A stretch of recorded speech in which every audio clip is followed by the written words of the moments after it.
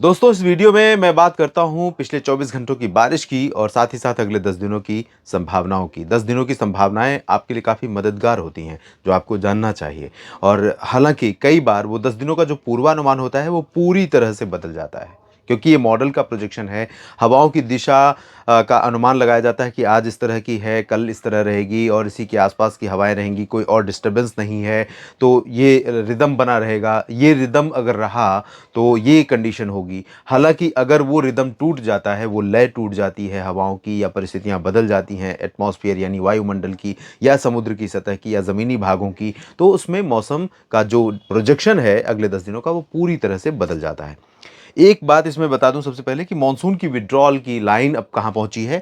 तमाम जगहों को खाली कर चुका है मानसून। पूर्वोत्तर भारत के सभी भागों से वापस लौट गया है। ओडिशा से वापस हो गया है, पश्चिम बंगाल से वापस हो गया और अब तेलंगाना के बिल्कुल टिप पर है, कर्नाटक के उत्तरी टिप पर है और महाराष्ट्र के टिप पर है। यहाँ मछलीपट्टनम से लेकर वेंगुर्ला के बीच में ये मानसून की वापसी हो चुकी है और अब ऑलमोस्ट समझ लीजिए कि देश भर से मानसून वापस लौट चुका है, क्योंकि नॉर्थ ईस्ट मानसून के आगमन का समय हो रहा है। लेकिन यहाँ पर बंगाल की खाड़ी में डिस्टर्बेंस होने की वजह से अभी थोड़ा-सा हवाएँ यहाँ पर कुछ खेल कर रही हैं। हवाएँ अपना रोल प्ले नहीं कर पाएँगी नॉर्थ ईस्ट मानसून को सेट करने में, क्योंकि सिस्टम जो यहाँ पर बन रहा है ये अभी ऊपर की तरफ जा रहा है। जब ऊपर की तरफ जाएगा तो हवाएँ यहाँ तो आएँगी नहीं, तो ऐसे में मानसून का नॉर्थ ईस्ट मानसून का यहाँ सेट होना संभव नहीं है। फिलहाल सबसे पहले बारिश की बात कर लेते हैं। पिछले 24 घंटों में टॉप पर रहा जैसलमेर, जहाँ पर सबसे ज़्यादा 84 रेनफॉल रिकॉर्ड की गई बीते 24 घंटों में। बनिहाल जम्मू कश्मीर में 77, कोयंबटूर में 69 मिलीमीटर की मूसलाधार वर्षा रिकॉर्ड की गई है। जम्मू में भी 59 मिलीमीटर की भारी बारिश हुई है। मैंने आपको कहा था कि इस समय क्योंकि दुर्गा पूजा का समय है और जम्मू कश्मीर में वैष्णो देवी माता वैष्णो देवी धाम पर पहुंचने वाले तीर्थयात्रियों श्रद्धालुओं का जो श्रद्धालुओं की संख्या है वो बढ़ने वाली है और इस समय मौसम का बिगड़ना यहाँ पर लोगों के लिए चैलेंज चुनौती बन जाएगा। लेकिन माता रानी की कृपा सब पर बनी रही, कोई अप्रिय घटना नहीं हुई है जहाँ तक मुझे जानकारी है। सब ठीक रहा है और आपकी यात्रा मंगलमय रही होगी, जिस दौरान बारिश हुई होगी उस दौरान भी, और आपके दर्शन भी अच्छे से हुए होंगे और जो लोग जाना चाहते हैं अब आसानी से और जा सकते हैं क्योंकि मौसम साफ़ है फिलहाल।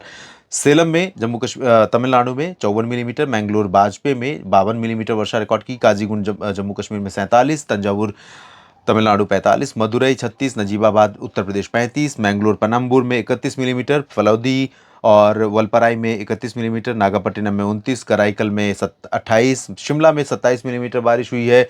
बारिश और बर्फबारी हुई होगी यहाँ पर। खंडवा में 25 और तिरुवनंतपुरम में 25 मिलीमीटर वर्षा रिकॉर्ड की गई। देहरादून में 22, श्रीनगर में 21, धर्मशाला में 20, अगाथी यानी लक्षद्वीप में 20 और मैसूर कर्नाटक में 20 मिलीमीटर बारिश हुई है।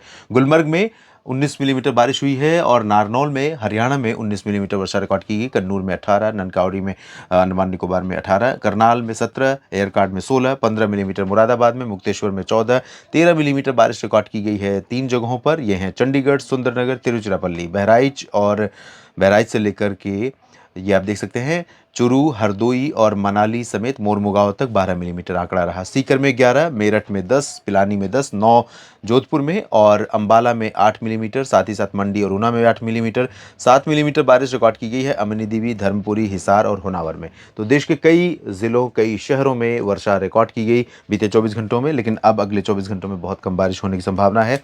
और यहाँ पर देखिए ये अगले 10 दिनों का प्रोजेक्शन है। 2 सर्कुलेशन बन चुके हैं, निम्न दबाव बनने जा रहे हैं बंगाल की खाड़ी और अरब सागर दोनों जगहों पर और दोनों काफ़ी प्रोमिनेंट दिखाई दे रहे हैं। इस तरह से घूमेंगे, ये डायरेक्शन रहेगा और इसका ये डायरेक्शन रहेगा। इसके बारे में एक वीडियो मैंने अपलोड किया है न्यूज़ मीडिया मंच पर ही, आपने देखा होगा सुबह के समय, और उसमें जो जीएफएस का मॉडल दिख रहा है वो यहाँ से घूमकर गुजरात की तरफ जा रहा है। हालांकि जो अक्टूबर महीने में अरब सागर में बनने वाले साइक्लोन का इतिहास है, अब तक रजिस्टर्ड है, इतिहास में दर्ज हैं आंकड़े साइक्लोन के, वो आंकड़े ये इंडिकेट करते हैं कि अक्टूबर महीने में भारत पर यहाँ से कोई साइक्लोन नहीं आया है। ऐसे में इसके अफ्रीका जाने के चांसेस ज़्यादा हैं।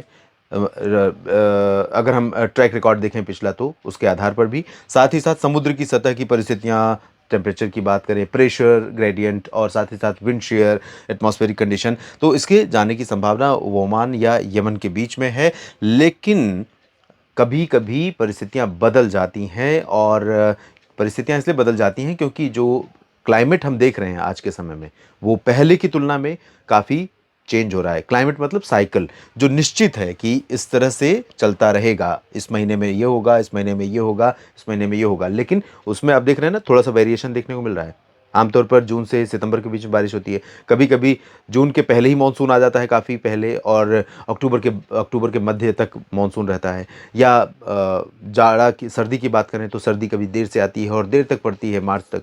तो इस तरह की परिस्थितियाँ बदल रही हैं, टेम्परेचर बढ़ रहे हैं, तो इसलिए इसको जो अभी प्रोजेक्शन दिख रहा है उसको बिल्कुल मैं ज़ीरो नहीं मानूँगा, लेकिन हाँ, उसका बहुत ज़्यादा उसको वेटेज भी मैं नहीं दूँगा। लेकिन हम उसको थोड़ा-सा सीरियसली लेकर चलेंगे और अपने आप को तैयार रखेंगे कि अगर ऐसी कुछ परिस्थितियाँ बनती हैं तो हम यहाँ पर तैयार रहेंगे, और गुजरात या राजस्थान, महाराष्ट्र की तरफ आता भी है तो बहुत ज़्यादा नुकसान हम होने नहीं देंगे।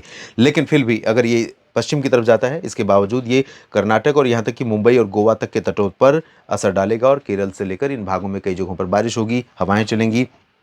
दूसरी तरफ जो ये सिस्टम बन रहा है, इसके ज़्यादातर चांसेस म्यांमार की तरफ दिख रहे हैं, और ये साइक्लोन बनेगा कि नहीं, इसके बारे में डाउट है।